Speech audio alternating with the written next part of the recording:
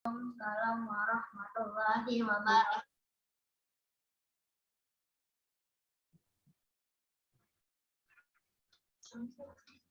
Salam sehat semuanya.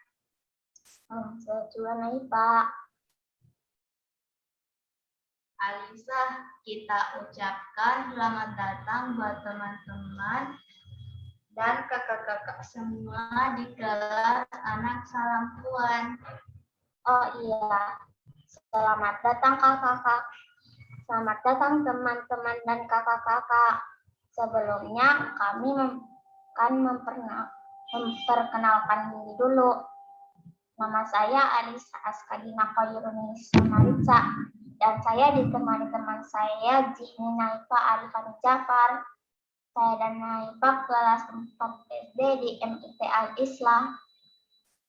Hari ini kami akan memandu kelas ini. Tentunya ditemani sama Kak Septi. Hai Kak Septi, apa kabarnya?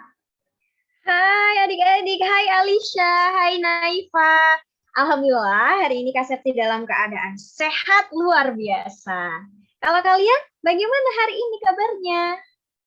Alhamdulillah sehat. Alhamdulillah.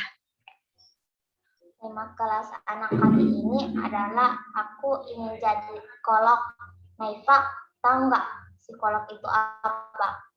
Tahu, kata Kak Septi, psikolog itu yang membantu orang supaya tidak selalu sedih.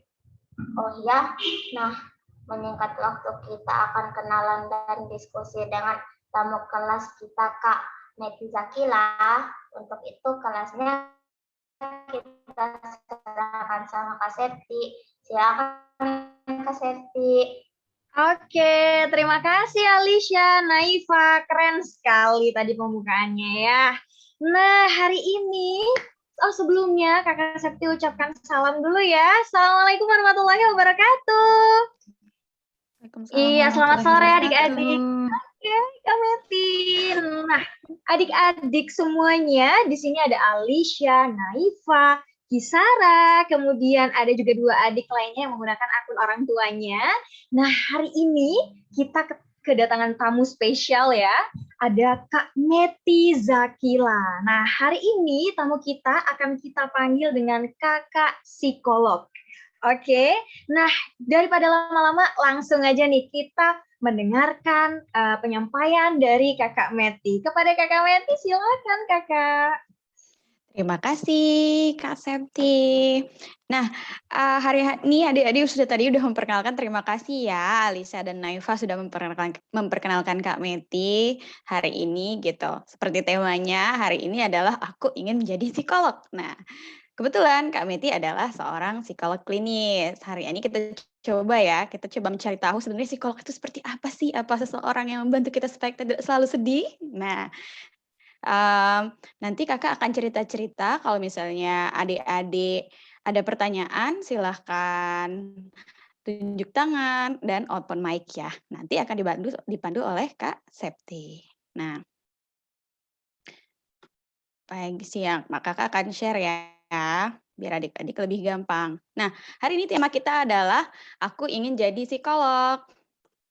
Nah, hai, nama aku Kak Meti. Hari ini boleh dipanggil dengan Kak Meti atau Kak Psikolog ya, seperti tadi. Nah, Kak Meti ini adalah seorang clinical psychologist atau disebut juga psikolog klinis. Nah, seperti yang teman-teman tahu, kebanyakan psikolog klinis itu biasanya memang bekerja membantu orang yang memiliki isu-isu tentang kesehatan mental. Nah, coba ya kita lihat ya, sebelum Kakak cerita lebih jauh tentang psikolog itu seperti apa, mungkin Kakak akan cerita sedikit ya tentang kisah hidupnya Kakak ketika Kakak masih kecil seperti adik-adik yang ada di sini gitu. Nah, dulu ketika Kakak masih kecil, Kakak itu tidak pernah sama sekali bercita-cita menjadi psikolog klinis. Bahkan Kakak tidak tahu sebenarnya psikolog itu apa. Karena Kakak itu tinggal di salah satu desa yang terpencil di Nusa Tenggara Barat. Nah, di desa Kakak itu, setiap yang berkuliah atau menempuh pendidikan tinggi itu biasanya mereka mengambil jurusan sebagai guru atau pendidik begitu. Nah, kebanyakan dari orang-orang di desa Kakak semuanya mengambil itu, atau jika tidak mereka mengambil di bidang klinis lainnya, misalnya bidang klinis lainnya misalnya yang berkaitan dengan kesehatan ya maksudnya, misalnya bidan, dokter, seperti itu. Nah, suatu ketika Kakak itu melihat di TV ada psikolog namanya Kak Seto. Seperti yang adik-adik kenal ya, Kak Seto itu adalah sahabat anak gitu. Kemudian Kakak tertarik, oh psikolog itu seperti apa sih? Dulu Kakak pikir psikolog itu kita harus mengambil kuliah kedokteran terlebih dahulu, ternyata tidak. Psikolog itu berbeda dengan psikiater atau orang yang pernah mengambil jurusan kedokteran terlebih dahulu. Nanti akan Kakak jelaskan ya di belakang. Nah, jadi ketika Kakak masih kecil, itu tuh pendidikannya, susah ya. Tidak segampang sekarang. Dulu Kakak waktu masih kecil itu Kakak tidak punya HP, Kakak juga tidak bisa online seperti sekarang. Siarannya itu kalau tidak radio berarti televisi dulu ketika Kakak masih kecil. Nah, ketika Kakak, SD masih di dekat rumah Kakak ya, tapi ketika Kakak ingin SMP, Kakak itu bahkan harus berjalan berkilo-kilometer untuk sekolah. Jadi, tidak seperti sekarang misalnya bisa naik, kendaraan online gitu ya, seperti yang sudah ada dan misalnya apa namanya, ada yang dijemput oleh orang tuanya, misalnya seperti kalau dulu kami itu mandiri gitu, jadi pakainya kendaraan umum. Cuman kalau misalnya Kakak ingin ikut ekskul atau ketika Kakak itu ingin, ada pelatihan olimpiade dulu, Kakak harus rela ketinggalan kendaraan umum dan akhirnya pulang jalan berkilo-kilometer bersama dengan teman-teman Kakak waktu itu. Nah, dulu Kakak itu psikolog kan berhubungan dengan orang ya. Jadi, sekarang Kakak sudah bisa berbicara dengan teman-teman, sudah bisa tidak pemalu lagi. Dulu ketika Kakak masih kecil, Kakak itu anak yang sangat pemalu sekali. Kakak jarang berbicara sama teman-teman Kakak, Kakak bukan orang yang, heboh, ceria, bukan yang seperti itu. Tapi kemudian Kakak mulai ikut organisasi-organisasi. Nah, ketika Kakak mulai ikut organisasi yang awalnya pramuka, setelah itu PMR dan organisasi-organisasi lainnya, Kakak mulai lebih berani dan percaya diri untuk berbicara dengan teman-teman. Semenjak itu Kakak berpikir, "Ah, sepertinya aku tidak ingin nih menjadi guru," gitu. Karena kebanyakan orang jadi guru, orang tua Kakak juga berpikir, "Kenapa tidak ambil guru saja?" Kakak berpikir Kakak sebenarnya tidak berminat di sana gitu. Jadi Kakak mencari sebenarnya minat Kakak itu apa sih ketika Kakak SMA. Nah, dari SMA Kakak itu sudah merantau, jadi ngekos tinggal sendiri gitu. Ngekos tinggal sendiri, dan akhirnya di situ juga Kakak belajar lagi menjadi lebih mandiri daripada sebelumnya. Kakak jadi berani untuk daftar-daftar sendiri. Jadi dulu Kakak daftarnya sendiri tuh ke kampus juga sendiri, kayak gitu-gitu. Jadi memang sudah terlatih mandiri dari kecil gitu. Jadi adik-adik tidak usah berkecil hati kalau misalnya adik-adik itu misalnya berasal dari tempat yang tidak terlalu pusat seperti misalnya Jakarta, Surabaya, adik-adik memiliki peluang yang sama juga untuk bisa menjadi psikolog seperti Kakak, gitu. Nah, sekarang kita akan coba ya kita coba berdiskusi gitu. Apa sih itu psikolog, Kak Meti gitu? Apakah psikolog itu bisa membaca pikiran orang? Atau apakah, psikolog itu, saya takut deh sama psikolog, apakah psikolog itu nanti kalau kita dibawa ke psikolog itu berarti kita punya gangguan jiwa? Misalnya seperti itu ya. Coba kita lihat dulu sebenarnya psikolog itu apa sih? Nah, psikolog adalah salah satu profesi ya, kayak seperti dokter, akuntan, guru. Jadi salah satu profesi yang membantu orang lain, individu atau kelompok nih, orang banyak dengan menggunakan pengetahuannya dan kemampuannya di bidang psikologi gitu. Nah, Kak, bidang psikologi. Psikologi itu apa ya? Aku taunya biologi, kimia, sejarah, matematika gitu. Kak, psikologi itu apa sih psikologi gitu kan ya. Jadi, psikologi itu adalah ilmu yang mempelajari tentang mental, ke proses mentalnya kita manusia dan mempelajari tentang pola perilaku kita sebagai manusia. Jadi memang ada ilmunya gitu. Jadi ilmu itu tidak hanya biologi, matematika, sejarah, kimia gitu ya, tapi ada juga ilmu lain yaitu di bidang psikologi gitu. Ilmu tentang proses mental dan perilaku manusia. Oke. Sekarang psikolog itu adik-adik sebelum masuk ke sini, saya ingin bertanya nih sama Kak Septi dulu. Kak Septi, psikolog itu kerjanya apa sih gitu? Kak Septi taunya psikolog itu kerjanya apa ya? Seperti yang tadi Alicia dan Naifa bilang, psikolog adalah orang-orang yang membantu kita supaya tidak terlalu lama sedih. Oke. Kalau Naifa tahu misalnya hal lain yang pernah dengar nggak tugasnya psikolog itu apa? Ayo Naifa. Kakak tanya deh, open mic. Gak apa-apa, nggak usah takut salah. Yo, apa ya? Pernah dengar di mana di TV? Biasanya kan ada tuh kan ya di berita psikolog apa gitu. Membantu orang supaya tidak sedih. Selain itu, Naifa tahu nggak kira-kira tuh pekerjaannya psikolog itu apa?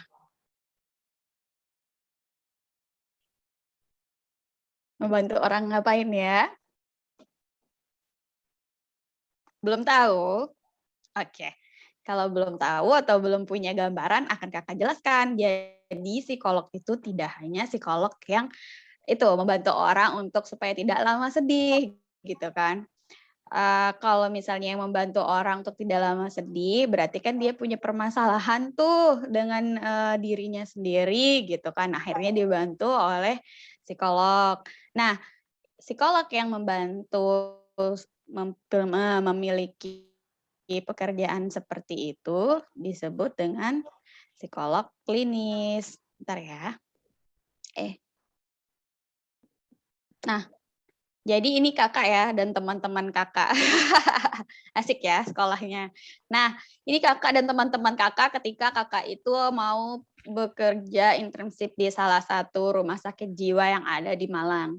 Nah, jadi yang tadi seperti yang Naifa dan Kak Septi jelaskan, psikolog klinis itu, psikolog salah satu pekerjaannya psikolog itu untuk membantu kita supaya kita itu tidak terlalu lama sedih. Nah, yang memiliki peran seperti itu adalah psikolog klinis atau psikolog yang bekerja di bidang kesehatan. Nah, psikolog klinis itu sudah masuk dalam tenaga kesehatan Indonesia nomor 20. Nah, tugasnya psikolog klinis itu apa sih gitu. Jadi psikolog klinis itu membantu orang-orang yang memiliki masalah dengan kesehatan jiwanya, problem kejiwaannya, biasanya bekerja di rumah sakit atau di klinik. Nah, kalau misalnya kita bilang tentang kesehatan jiwa, teman-teman pasti langsung ingat ya, jangan-jangan yang jalan-jalan di jalan, tidak pakai baju, tidak sisir rambut, begitu ya. Nah, jadi kesehatan jiwa itu tidak hanya orang yang punya masalah jiwa berat seperti itu, tapi juga masalah jiwa-jiwa ringan, seperti misalnya kita terlalu lama sedih, tidak bersemangat masuk sekolah dalam waktu yang lama, itu juga bisa kita mintai bantuan psikolog begitu. Dan tidak usah malu ketika kita tuh pergi ke psikolog, karena misalnya teman-teman kalau misalnya sakit flu gitu perginya kemana? Ke dokter ya kan. Nah, dokter itu sama dengan psikolog, ada yang penyakitnya parah, misalnya seperti kanker. Nah, kalau di psikologi itu penyakitnya yang parah berarti yang seperti adik-adik sering lihat di jalan. Itu ada juga yang penyakitnya ringan seperti flu, cuma batuk-batuk sedikit. Nah, di kejiwaan kita juga bisa juga seperti itu. Kita sakit-sakit sedikit, dan tapi kalau misalnya dibiarkan akan membuat badan kita terus sakit dan tidak sembuh-sembuh. Akhirnya kita butuh bantuan psikolog gitu. Dan adik-adik bisa datang ke psikolog klinis. Kebetulan kakak adalah seorang psikolog klinis, jadi pekerjaan kakak itu berkaitan dengan membantu orang-orang yang memiliki problem kejiwaan atau problem kesehatan jiwa gitu. Nah, ada juga, aku kok pernah dengar ya Kak, ada psikolog di perusahaan papa aku misalnya, atau kok katanya yang menerima di perusahaan atau menerima kita di sekolah-sekolah tertentu itu ada wawancaranya dengan psikolog ya Kak Meti, gitu. Nah, betul sekali. Jadi memang ada psikolog di tempat lain gitu. Psikolog itu disebut dengan psikolog industri dan organisasi atau lebih akrab dikenal dengan psikolog industri. Mereka memang kerjanya membantu perusahaan, mengatur karyawan, juga melakukan tes psikologi agar kita masuk ke perusahaan tersebut gitu. Menjaga kesehatan mentalnya para karyawan-karyawan. Nah, itulah yang disebut dengan psikolog industri. Kak, tapi kalau misalnya di sekolahnya itu loh, yang sekolahnya anak berkebutuhan khusus, ada psikolog juga. Apa itu psikolog industri? Oh, ternyata bukan. Jadi ada psikolog lainnya lagi, namanya psikolog pendidikan gitu. Nah, psikolog pendidikan itu biasanya adik-adik bisa temui di sekolah. Bahkan sekarang banyak banget sekolah yang sudah memiliki psikolog. Karena psikolog itu sangat dibutuhkan di sekolah agar nanti tidak ada kejadian-kejadian yang tidak diinginkan, perilaku-perilaku buruk, dan bisa ditangani segera oleh psikolognya gitu. Dan paling banyak psikolog pendidikan itu memang bekerja di sekolah yang inklusi. Adik-adik tahu sekolah inklusi? Sekolah yang biasa bercampur anak-anak yang punya kebutuhan khusus dan anak-anak normal begitu. Nah, itulah biasanya peran seorang psikolog pendidikan. Kecepatan nggak ngejelasinnya? Oke. Oke, Kak, ada pertanyaan sampai sini? Jadi kalau misalnya ada pertanyaan, nanti langsung ditanyakan ya. Nah, Coba. ada juga. Ada pertanyaan nggak nih adik-adik? Dulu nggak? Coba mungkin. Adik-adik yang di sekolahnya sudah pernah bertemu dengan psikolog pendidikan? Ada nggak? Belum ada kayaknya, Kak. Oke. Belum ada ya. Lalu silakan lanjut lagi Kak Meti. Saya lanjut lagi ya Kak Septi. Oke.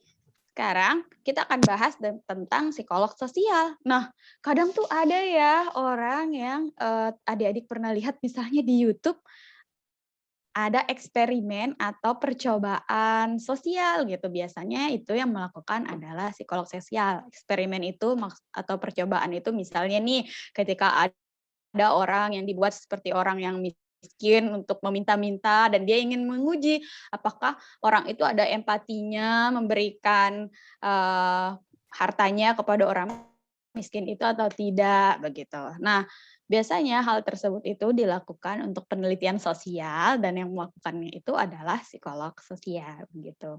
Dan psikolog sosial juga bisa berada di seperti apa ya? Anak-anak yang terlantar, tempat perlindungan anak-anak yang terlantar, anak-anak jalanan, atau bisa juga di lapas gitu. Lapas tahu nggak ya adik-adik lapas ya? Lapas itu maaf ya bahasa kasarnya penjara gitu ya bagi orang-orang jahat. Jadi biasanya itu supaya mereka bisa jadi lebih baik lagi, biasanya psikolog sosial akan membantu mereka untuk menjadi orang lebih baik ke depannya. Karena kesalahannya gitu, nanti akan dibimbing agar bisa menjadi lebih baik lagi di masyarakat gitu. Nah, itu tentang psikolog sosial. Ada pertanyaan dulu tentang jenis-jenis psikolog? Kadang sekarang banyak juga nih Kak Septi yang makin lebar gitu. Psikolog itu makin mengerucut. Ada yang misalnya psikolog klinis tapi khusus anak gitu. Ada juga yang psikolog klinis yang dia termasuk dalam psikolog menjurus lagi, belajar lagi ilmunya menjadi psikolog forensik yang biasanya sering banget masuk di TV kalau misalnya ada anak-anak hilang, misalnya seperti itu biasanya psikolog forensik kan yang dimintai wawancara begitu. Nah, Oke, keren banget ya Kak Meti. Banyak ternyata jenis dari uh, psikolog. Kita udah belajar iya. berapa? Ya udah 5 ya atau 4? 5 sama yang tidak tertulis ya. Oke, ini mungkin adik-adik bingung atau bertanya-tanya nih, kira-kira ilmu psikolog itu ada penemunya nggak ya Kak? Seperti penemu pesawat, penemu bola lampu, dan lain-lain. Nah, sebenarnya psikologi itu berasal dari ilmu filsafat nih, sebenarnya Kak Septi. Jadi ilmu filsafat itu dulu filsuf-filsuf bertanya gitu, apakah manusia itu kok bukan sekedar fisik ya, karena punya akal yang Masya Allah lebih pintar daripada makhluk-makhluk Tuhan yang lain yang ada di bumi begitu.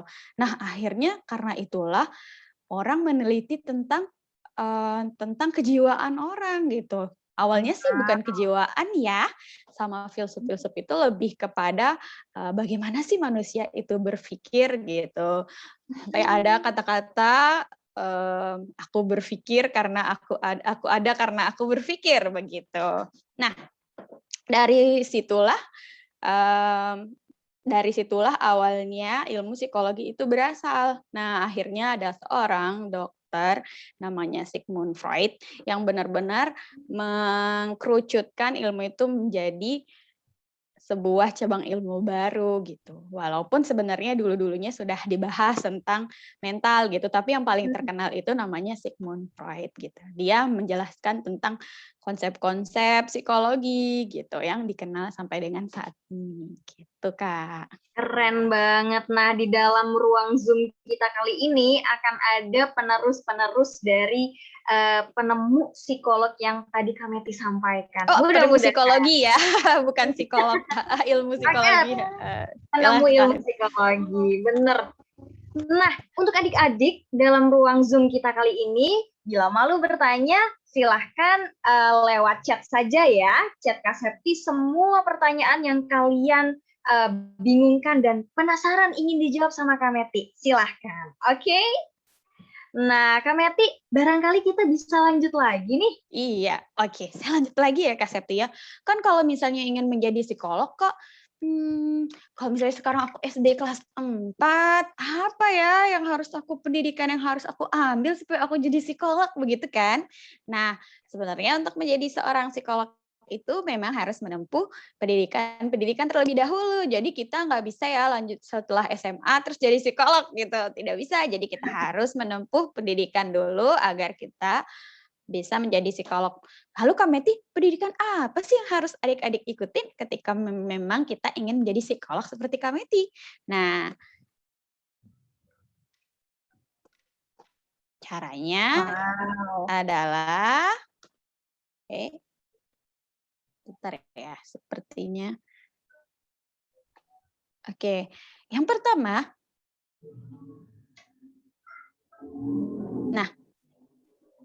yang pertama itu adalah kita harus mengambil S1 psikologi. Nah, S1 itu apa Kak? Gitu ya. S1 itu misalnya nih adik-adik lulus SD, terus nanti SMP, terus SMA kan. Nah, setelah SMA itu ada pendidikan namanya pendidikan S1 atau strata 1 atau dikenal juga pendidikan sarjana. Nah, kalau misalnya adik-adik mengambil pendidikan sarjana, adik-adik jangan pilih jurusan lain kalau pengen jadi psikolog. Pilihnya jurusan psikologi. Oke, ketika S1 kita mengambil psikologi, kita akan belajar ilmu tentang proses mental dan perilaku seseorang di sana secara umum.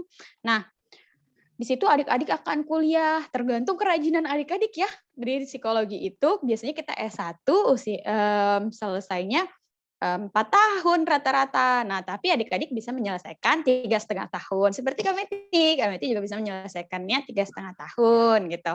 Nah, ketika adik-adik menyelesaikan S1 psikologi, adik-adik itu sebenarnya sudah bisa bekerja nih di bidang psikologi, tapi berarti saya udah psikolog, Kak, kalau misalnya S1. Oh, ternyata belum. Ternyata ketika lulus S1, kita masih harus sekolah lagi, karena di S1 kita belajar tentang ilmunya saja. Adik-adik bisa nih melakukan tes psikologi, tapi tetap melalui pengawasan dari psikolog yang lebih senior. Cuman teman-teman belum bisa nih membantu orang dengan ilmunya, karena belum punya kemampuannya. Baru ilmunya saja, belum melatih bagaimana cara membantunya. Nah, lalu Kak Meti, setelah saya S1 psikologi, apa yang harus saya ambil lagi? Gitu. Yang selanjutnya adalah adik-adik bisa mengambil program S2 profesi. Nah, program S2 profesi itu berbeda ya dengan master di bidang lain. Jangan sampai ambil master yang lainnya, karena master di psikologi itu ada 2. Kalau misalnya adik-adik ingin menjadi dosen, adik-adik bisa mengambil master psikologi. Tapi ketika pengen jadi psikolog, adik-adik harus ambil master profesi psikologi gitu. Jadi benar-benar ingin mengambil kuliah profesi untuk menjadi psikolog. Nah, ketika kita S2, disinilah kita memilih, kita mau menjadi psikolog apa. Seperti tadi yang dijelaskan, apakah mau jadi psikolog klinis, apakah mau menjadi psikolog industri, atau psikolog pendidikan, atau psikolog sosial, begitu. Nah, itu tergantung dari pilihannya adik-adik sendiri, gitu. Sesuai dengan minat dan yang adik-adik sukai. Disinilah adik-adik bisa memilih gitu. Tadi waktu di S1 secara umum saja. Nanti ketika S2 adik-adik bisa memilihnya lebih baik lagi. Nah, setelah itu Kak, kalau misalnya sudah lanjut S2, saya berarti sudah psikolog dong gitu kan. Iya betul. Ketika sudah selesai S2, adik-adik sudah memiliki gelar sebagai psikolog gitu. Jadi gelarnya Master Psikologi dan Psikolog gitu. Nah, tapi kalau misalnya ketika S2 menjadi psikolog, berarti saya sudah dong Kak bisa jadi psikolog sampai akhir hayat gitu, sampai seterusnya. Oh, ternyata tidak. Psikolog itu karena dia profesi, dia sama seperti dokter. Jadi harus berpraktik selama masa hidupnya. Dan dengan praktiknya itu dia bisa memperpanjang izinnya. Jadi bisa jadi kamu itu psikolog, adik-adik itu psikolog, tapi jika tidak berpraktik maka izinnya tidak bisa diperpanjang dan tidak bisa membantu orang secara legal atau secara memiliki kekuatan hukum, begitu. Jadi ketika jadi psikolog kita harus berpraktik dulu ya, seperti misalnya Kak Meti sudah berpraktek ini 5 tahun gitu. Jadi terus berpraktek lagi. Gitu ya. Nah,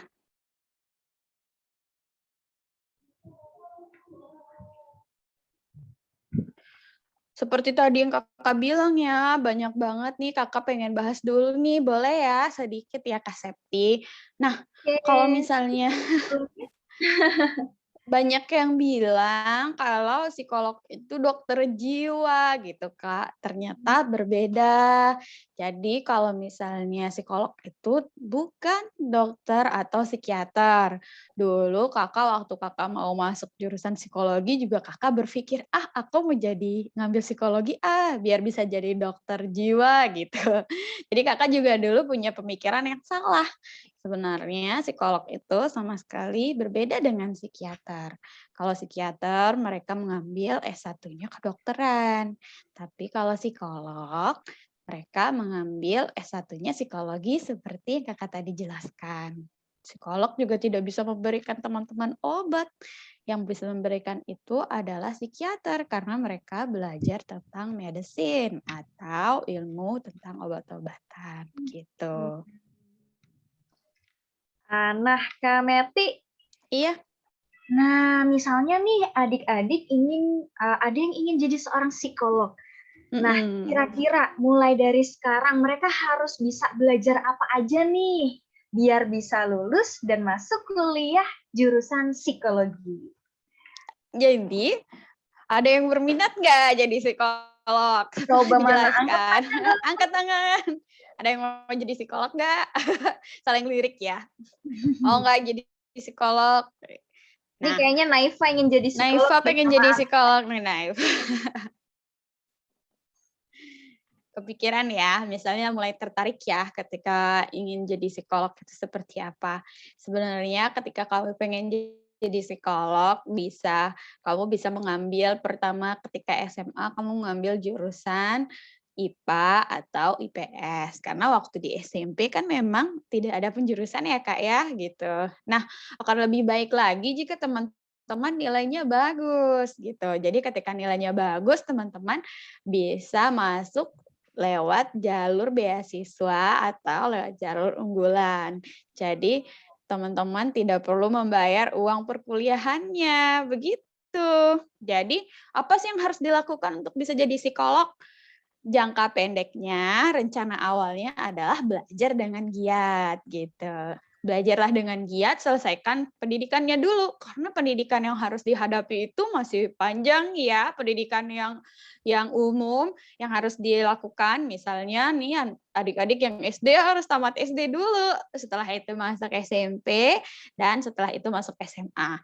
Nah, nanti ketika SMA masih pengen jadi psikolog, coba dicari dulu dibaca-baca tentang psikologi. Ketika teman-teman udah paham tentang psikologi ketika SMA nanti baca artikel ilmiahnya, teman-teman itu akan lebih gampang ketika mengikuti perkuliahan di S1 seperti Kakak kemarin juga kayak gitu. Jadi Kakak waktu SMA karena Kakak sudah berminat di bidang psikologi, Kakak belajar tentang ilmu psikologi sehingga ketika wawancara masuk ke perkuliahan S1, Kakak bisa menjawabnya ketika pewawancara atau dosen bertanya. Dan itu juga memudahkan Kakak mendapatkan nilai yang bagus ketika Kakak berada di pendidikan sarjana. Begitu. Wow, keren sekali Kak Meti. Nah, tadi ngomong-ngomong seputar beasiswa. Nah, kita pengen tahu nih kira-kira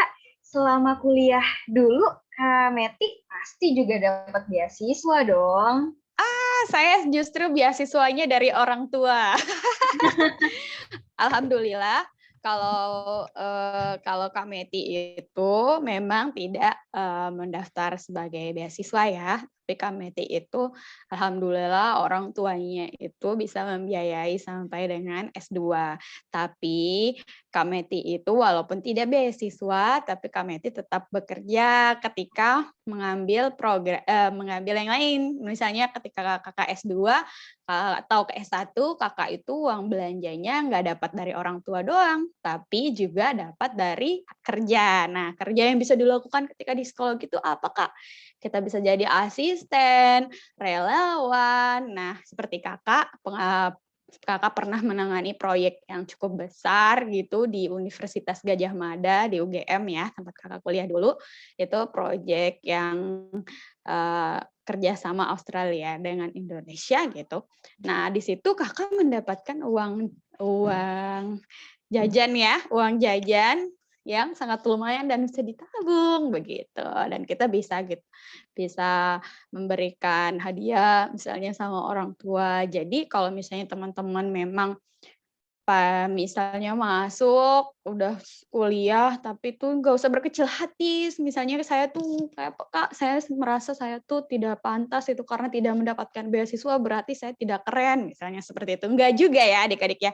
Jadi jalan itu tidak hanya beasiswa, agar kita tuh bisa tetap mendapatkan ilmu atau mendapatkan uang tambahan lebih. Kita bisa menggunakan pengalaman-pengalaman lain, seperti yang tadi Kakak bilang, Kakak ikut organisasi, bisa bekerja sebagai asisten, setelah itu sebagai volunteer, dan uangnya tidak kalah juga dengan uang beasiswa seperti itu. Jadi beasiswa itu tidak hanya satu-satunya yang bisa menyelamatkan kita ya, tapi kita juga harus berusaha dan kreatif mencari hal lain agar bisa membantu proses perkuliahan kita, gitu Kak. Keren. Jadi kuncinya harus gemar belajar ya. Iya dong. Jadi kakak dulu tuh saking gemarnya belajar. Kakak dulu waktu masih kecil kan kakak tinggal di pelosok ya, seperti yang kakak bilang. Jadi kalau kakak pulang sore, kakak tuh harus jalan berkilo-kilo gitu, melewati tempat yang sepi, sampai rumah tuh maghrib, hanya untuk ikut pengayaan, karena kakak harus ikut olimpiade dulu waktu SMP gitu. Waktu SMA juga kakak ikut teater, kakak ikut banyak hal yang membuat kakak itu akhirnya menemukan minat kakak gitu. Jadi nggak ketika adik-adik masih bingung sebenarnya aku tuh minatnya di mana gitu. Mungkin adik-adik tuh kurang eksplorasi gitu, kurang mencoba hal-hal baru yang bisa membuat adik itu paham sebenarnya adik-adik itu minatnya ada di mana. Gitu ya. Keren banget Kakak Meti. Mari kita lanjut lagi. Nah, sebenarnya tuh kalau kakak ketemu sama orang, kakak tuh sering banget ditanya, Kak Meti, oh iya mau ngobrol gitu ya. Setelah itu, oh kakaknya psikolog, Main HP? takut nanti dibaca pikirannya begitu. Apakah psikolog bisa membaca pikiran? Nah, pasti yang udah ikut dari tadi udah tahu jawabannya. Psikolog tidak bisa membaca pikiran orang ya, gitu. Memang kadarullah dari Allah. Dari Allah kita itu memang tidak bisa membaca pikiran satu sama lain. Yang mengerti isi pikiran hati kita hanya Allah ya kalau di Islam. Nah, psikolog juga begitu. Jadi kalau misalnya ada orang yang bilang saya bisa baca pikiran kamu, itu sama sekali tidak benar. Karena sebenarnya bukan membaca pikirannya, tapi psikolog itu bisa melihat ekspresi-ekspresi kecil pada diri kamu. Nah, dengan ekspresi-ekspresi itu karena kita sudah belajar ilmunya dan punya kemampuan, kita jadi bisa menilai apakah apa yang kamu katakan itu benar, apakah kamu punya sesuatu nih di balik kata-kata kamu gitu. Apakah perilakumu menunjukkan kamu orang yang tidak sabar begitu. Nah, jadi ketika kita melihat gerak-gerik, tingkah laku, itulah yang dinilai seorang psikolog. Jadi kesannya psikolog bisa baca pikiran. Gitu. Padahal sebenarnya tidak ya, Kak ya. Padahal itu sebenarnya tidak ya. Begitu.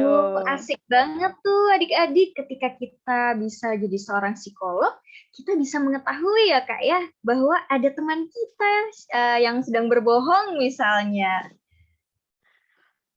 Kalau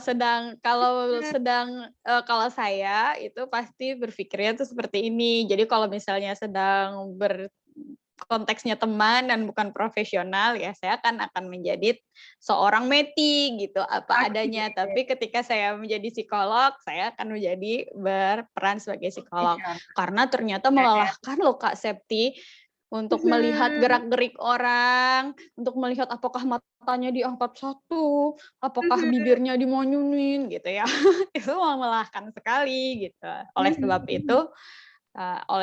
itu, begitulah, oleh sebab itu sikap itu disebut dengan sikap profesional gitu. Jadi nggak usah takut ya kalau ketemu psikolog, nanti kalau saya bohong ketahuan nih saya bohong gitu.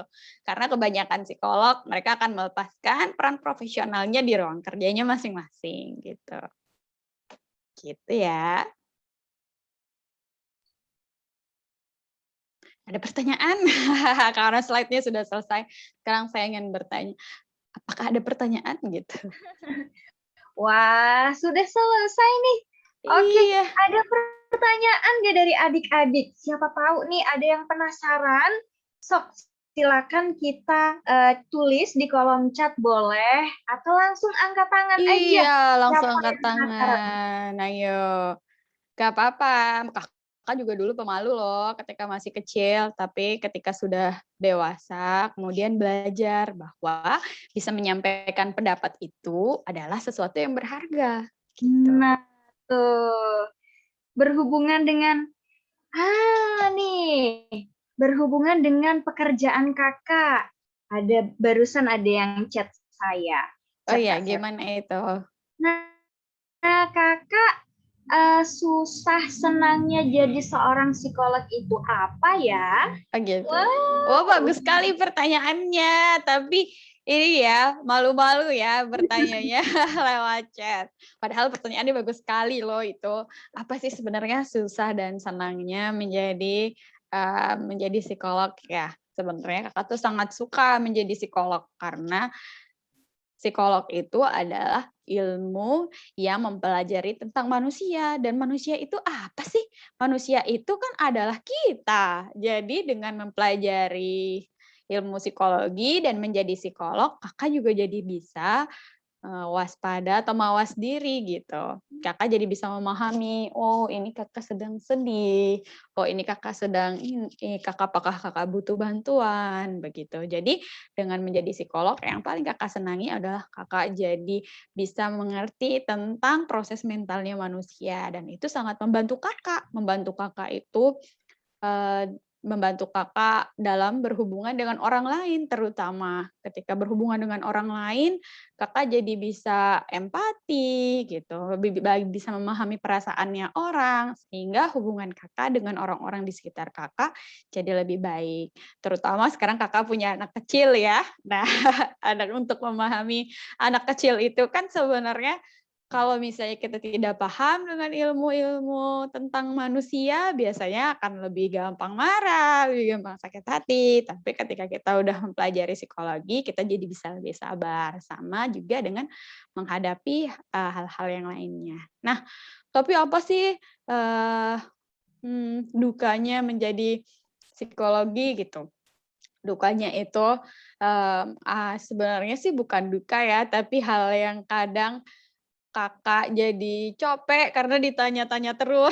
Kakak tuh kadang karena kakak seorang psikolog, kadang orang-orang tuh berpikir seperti kakak itu adalah seseorang yang berbeda daripada orang lainnya. Kadang ditakuti karena takut bisa dibaca pikirannya. Terus kadang juga kalau misalnya kakak lagi bad mood, orang-orang akan bilang, "Oh, kamu kenapa bad mood ya? Kamu kan psikolog," gitu. Padahal kan semua orang itu manusia dan peran psikolognya itu ada di ruang kerjanya saja, begitu. Nah, itu sih suka dukanya menjadi psikolog gitu. Gitu. Oke, Pertanyaannya menarik bagus banget sekali ya, Kak ya. Septi. Terima Nah, kasih ini sudah bertanya. ada lagi nih satu pertanyaan lagi. Nah, Iya. kebetulan ada Kak Meti. Gimana ya caranya untuk jadi tidak bosenan di rumah, apalagi pandemi? Walaupun sekarang sudah masuk sekolah, tapi kan Mhm. lebih banyak juga di rumahnya, Kak. Iya, ini pertanyaannya kelas berapa dulu nih? Coba dikasih tahu dulu sama Kak Meti, kelas berapa nih yang bertanya? Aduh. Pertama, wajar sekali kita merasa bosan karena ternyata bagi generasi yang sudah SMP memang stres ketika pandemi itu dialami oleh 3 dari 5 orang nih ternyata Kak, penelitian terbarunya tahun Wow. 2020. Dan bukan cuman adik-adik, orang tuanya adik-adik sebenarnya juga merasa stres atau bosan berada di rumah.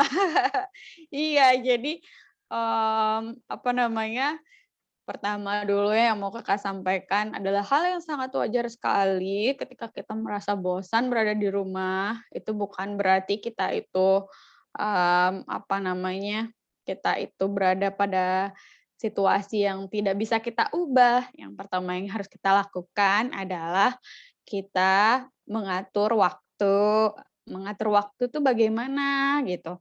Mengatur waktu tuh misalnya waktu mengerjakan PR, waktu untuk mandi, waktu untuk bertemu dengan keluarga, waktu untuk mengobrol. Nah, karena kalau misalnya adik-adik tidak bisa mengatur waktu, yang terjadi adalah pasti ada suatu kebosanan. Misalnya cuma mengerjakan pekerjaan sekolah saja, ya tentu akan bosan dong. Karena biasanya kalau di sekolah, adik-adik juga bermain kan ketika jam pelajaran bermain. Nah, begitu juga di rumah gitu. Lalu gimana Kak kalau misalnya aku sudah apa namanya, ada nggak sih cara supaya aku nggak bosan di rumah gitu? Tentu saja ada gitu. Coba sekarang adik-adik mencari hal yang membuat adik-adik bisa senang di rumah. Apa itu? Yang tidak membutuhkan teman banyak ya, karena sekarang lagi pandemi. Kita harus sadar juga kalau misalnya sekarang kita geraknya terbatas gitu, tidak bisa main-main rame-rame seperti dulu. Nah, kalau misalnya adik-adik tidak bisa move on ya, bahasa gaulnya dari situasi yang dulu, ingetnya pengennya mainnya kayak dulu aja gitu kan. Nah, sekarang saatnya adik-adik berpikir ulang, coba saya pikirkan ya, setidak apa ya yang bisa saya lakukan di rumah, tapi tidak dengan beramai-ramai dengan teman. Itu dulu yang dicari ya. Nanti ketika sudah menemukan hobi, biasanya kita akan lebih betah di rumah. Kayak kakak nih, kakak sekarang hobinya crochet kalau adik-adik tahu. Crochet itu seperti merajut dengan kaitan. Itu semenjak pandemi kakak menemukan hobi baru dan hobi baru itu membuat kakak lebih betah ada di rumah gitu. Wow, keren. Yang ketiga, jangan lupa refreshing. Refreshing itu bukan berarti kita bertamasya rame-rame ya, tapi ada saatnya kita tuh jenuh berada pada tempat yang sama. Jadi yang harus kita lakukan adalah melakukan me time atau waktu untuk diri kita sendiri gitu. Bisa misalnya minta sama orang tua jalan keliling kompleks atau adik-adik juga jalan tetap dengan protokol kesehatan ya tentunya. Nah, dengan begitu adik-adik bisa tidak melihat pemandangan yang sama saja, misal cuma lihat rumahnya atau kamarnya saja, pasti akan bosan sekali. Tapi jika adik-adik misalnya sore jalan-jalan, melihat suasana yang baru, atau misalnya punya kegemaran apa? Ada yang kenal nih kayaknya kaosnya ya. Seperti kakak gitu ya, ARMY. Mungkin ada lagi adik-adik yang ARMY di sini gitu. Jadi mungkin bisa dialihkan ke hal-hal lain yang lebih positif gitu. Coba kita Ke tanya komunitas. Anissa dulu, Kak. Nah, ini ada Gimana? Anissa. Hai Halo, Anissa. Nah, seperti yang Kakak Meti tadi bilang, bila bosan kita bisa refreshing ya, kita bisa melakukan kegemaran kita. Nah, kalau Anissa biasanya ketika di rumah bosen nih, nah biasanya Anissa melakukan apa aja?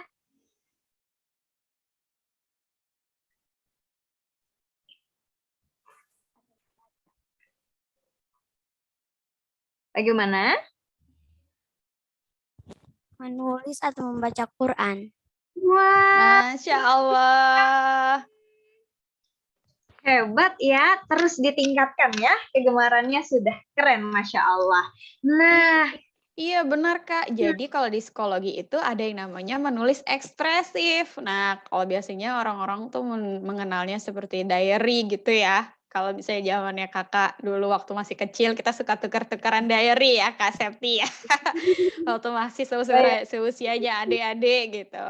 Nah, sebenarnya ada di psikologi yang namanya menulis ekspresif. Jadi ketika misalnya bosan, boleh dituliskan perasaannya, saya hari ini bosan, dan lain sebagainya. Dengan begitu, teman adik-adik memberikan ruang bagi diri sendiri untuk menerima perasaannya secara nyata gitu.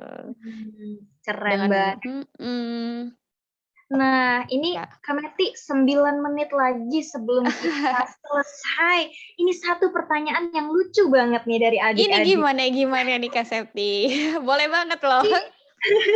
Kak Meti pernah dimarahin mamanya Kak Meti nggak? Pernah dong. Masa nggak pernah? Pasti pernah lah. Pasti pernah. Jadi, apa ya, kayak misalnya dulu kalau misalnya kakak lagi males ngerjain pekerjaan rumah gitu. Jadi kena omel kan. Tapi kakak itu memang nggak pernah kena marah soal nggak ngerjain PR, Kak. Jadi kalau boleh cerita, kakak itu memang termasuk yang senang belajar, senang sekolah dulu. Jadi ketika misalnya baru masuk, subuh tuh kakak sudah mandi dari SD. Jadi subuh itu kakak mandi gitu ya kan. Kalau misalnya sampai matahari itu sudah terlalu tinggi dan kakak belum mandi, ketelat bangun, kakak tuh nangis. Jadi dari kecil kakak tuh sudah suka belajar gitu. Kebetulan nih ada nih mama kakak di dalam ya. Jadi mungkin mama kakak dengar gitu ya. Sekarang kakak lagi mau bicara di sini gitu. Nah, Tapi kalau misalnya kakak biasanya kena marah itu karena tidak mengerjakan pekerjaan rumah ya. Adik-adik merasakannya ya. Jadi kayak misalnya malas bantu mama nyapu gitu, balas bantu mama bersih-bersih gitu. Nah, sekarang karena pandemi, kadang kakak tuh juga pernah gitu, ini tidak boleh dicontoh ya, kakak juga pernah kayak misalnya seolah-olah baca buku gitu supaya nggak disuruh buat ini Oh, jadi iya, iya. kelihatannya belajar ya, dan sekarang menyesal nih adik-adik karena kayak gitu, menyesalnya tuh karena sekarang tuh sudah jarang kan pandemi juga, susah bertemu sama Hmm. keluarga, jadi tuh teringat loh apa yang pernah dilakukan ketika kecil, tidak terlalu berbakti sama orang tua itu, jadi ketika besar merasa bersalah gitu. Jadi adik-adik manfaatkan ya waktu pandemi ini untuk Betul. bareng, bantu-bantu sama orang rumah gitu. Sebenarnya orang tua kita itu nggak butuh kok kita mengerjakan semuanya secara sempurna adik-adik. Jadi sekadar niat baik untuk membantu mencuci piring sendiri saja, punya sendiri saja, misalnya belajar dari sekarang itu akan membuat adik-adik, orang tuanya adik-adik lebih bahagia gitu. Jadi mungkin orang tuanya adik-adik bisa punya, kebahagiaan sedikit gitu, kita memberikan kebahagiaan sama ini. Dan Sepakat. sepakat ya Kak Septi ya, seangkatan ya. Nah, Kakak tuh punya pesan sama adik-adik gitu. Ini adalah pesan yang ingin banget, Kakak sampaikan sama adik-adik. Kakak itu kan memang dari awal itu pindah-pindah ya, maksudnya pindah sekolah udah mandiri dari SMA Kakak udah ngekos gitu, dan dari SMP tuh Kakak udah mandiri ngurus urusan sekolahnya sendiri. Nah, menurut Kakak, yang membuat Kakak bisa sampai di tahap ini gitu ya, dan Kakak juga pernah tinggal di luar ya, walaupun itu karena ikut suami gitu di Jepang gitu. Hal yang pertama kali, hal yang sangat sangat Kakak tekankan itu sebenarnya bukan hanya belajar pintar begitu atau nilainya bagus, tidak seperti itu ya adik-adik ya. Yang paling Kakak tekankan itu adalah kemandirian dan sopan santun. Nah, Oh. kemandirian itu, jadi kalau misalnya sudah mulai SD, sebisa mungkin bisa meletakkan barang-barangnya sendiri pada tempatnya. Karena kemandirian itu membuat adik-adik punya peluang banyak gitu, nggak hanya menjadi psikolog, tapi hal-hal yang lain yang lebih keren lagi, yang sama kerennya dengan menjadi psikolog gitu.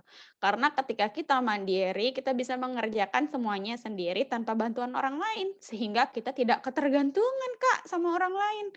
Mungkin adik-adik mungkin akan mendapatkan beasiswa di luar negeri misalnya. Ketika itu terjadi adik-adik harus bisa mengurus diri sendiri kan, akan kesusahan. Adik-adik tuh Kakak pernah punya klien ketika Kakak berpraktek di Jepang, itu dia tidak bisa beradaptasi dengan lingkungannya gitu. Jadi padahal dia itu pintar, tapi akhirnya beasiswanya harus dibatalkan karena karena dia tidak bisa beradaptasi dan kurang mandiri begitu. Nah, padahal pintar, sudah mendapatkan beasiswa. Nah, jangan sampai hal itu terjadi di adik-adik. Dan yang terakhir dan terutama adalah sopan santun. Dimanapun adik-adik berada, ketika adik sopan santun biasanya apapun di lingkungannya adik-adik itu akan mempermudah jalannya. Ketika kuliah, ketika kita tahu sopan santun dengan orang yang lebih tua, dengan orang lingkungan, cara berteman yang sopan, itu akan mempermudah jalannya adik-adik. Jadi tidak, eee, tidak serta-merta harus pintar saja gitu, begitu pesannya Kak Septi. Tuh ya. Keren banget tuh. Jadi harus mandiri ya, tidak hanya pintar secara akademik, pelajarannya semua oke, tapi juga harus mandiri dan juga apa tuh tadi Kak? Satu lagi sopan santun, yang terutama tuh Santun. ya. Mhm. Nah, coba Kak Septi mau nanya dong, di sini ada Naifa ya? Oke, ini ada Sri Astita Mohi. Ini bundanya ya. Oke, kita tanya kepada Naifa dulu. Naifa, kalau Naifa sudah bisa mandiri apa aja nih? Misalnya cuci piring sendiri sudah oke dong?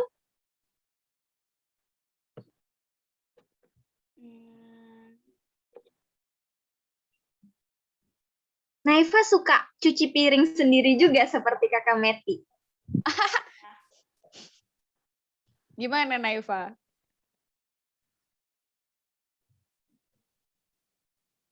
Apa sebenarnya? Gak apa-apa sih, Kak Meti juga dulu sering kena marah gara-gara itu ya. Kalau Naifa bisanya apa bantu di rumah sekarang yang udah bisa Naifa lakukan? Jagain adik? Punya adik nggak? Tidak. Oke. Iya, apapun deh kegemarannya Naifa, bantuin orang tua udah keren banget ya. Selama pandemi ini, bahkan setelah selesai pandemi nanti, tetap dilanjutkan ya, supaya bisa jadi seperti Kakak Meti. Jadi seorang psikolog hebat. Oke? Oke. Oke, keren banget. Nah, tadi sudah ada pesan dari Kak Meti untuk pesan supaya adik-adik terus rajin belajar dan jadi seorang psikolog. Kira-kira ada nggak nih, Kak?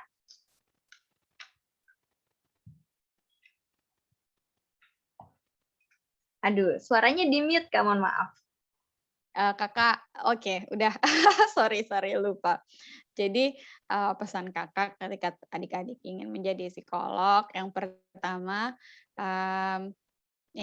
itu adalah adik-adik belajar. Belajar itu tidak akan pernah rugi, Dek.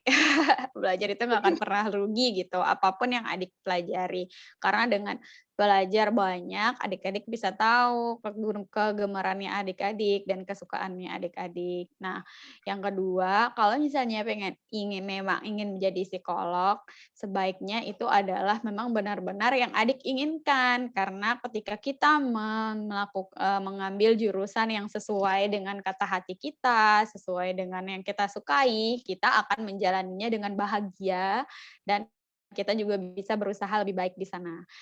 Yang ketiga tadi itu belajarlah mandiri sedari dini gitu. Yang keempat yang tadi jangan lupa kita dahulukan sopan santun dimanapun kita berada gitu ya Kak. Ada 4 ya Kak.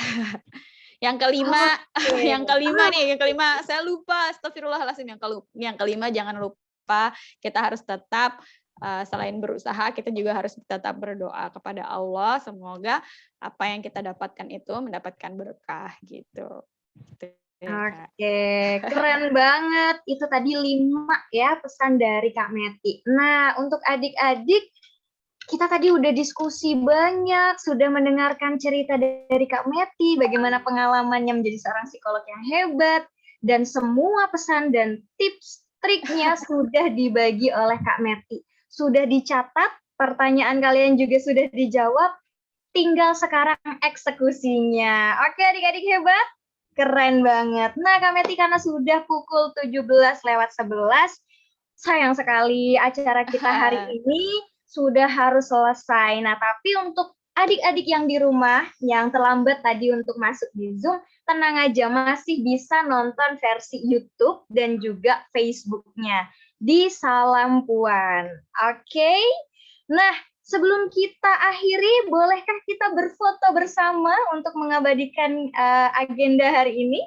Iya, semuanya open cam, biar kakak bisa lihat ya, ini wajah cantik dan gantengnya mana gitu. Ayo semuanya, kita buka kameranya, kita akan foto bersama. Mungkin Kisara sudah boleh dibuka kameranya, kita akan berfoto bersama deh. Fatimah, ini yang menggunakan akun dari ibunya, Mom Naifa. Nah, sisa Anissa dan Rahma. Oke. Anissa, Rahma. Oke, kalau belum on kamera tidak apa-apa. Oke, Kak Septi akan mulai dalam hitungan 1, 2, 3. Oke, Kak Septi simpan dulu.